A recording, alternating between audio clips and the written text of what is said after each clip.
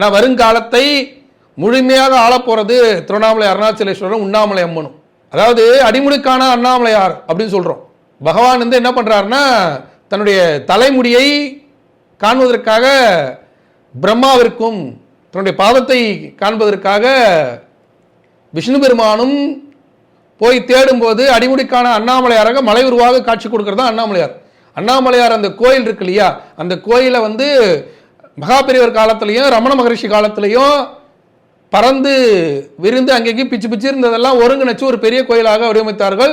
இன்றும் பலாயிரக்கணக்கான சித்தர்கள் வாழ்க்கையை வாழ முடியாமல் வாழ்க்கையில் மனைவியால் பிரச்சனை, பிள்ளைகளால் பிரச்சனை, சொத்தால் பிரச்சனை, கடனால் பிரச்சனை, உறவுகளால் பிரச்சனை, தொழிலால் பிரச்சனை, வருமானத்தால் பிரச்சனை, இப்படி பிரச்சனைகளை எதிர்கொள்ள முடியாத பல பேர் சன்னியாசிகளாக காசிக்கு எப்படி போறார்களோ அதே மாதிரி திருவண்ணாமலையில் சென்று அங்கேயே பகவானை சேவித்து அங்கேயே வந்து சன்னியாசிகளாக திரிந்து மரித்து போகக்கூடிய ஒரு இடம்தான் திருவண்ணாமலை அருணாச்சலேஸ்வரர்.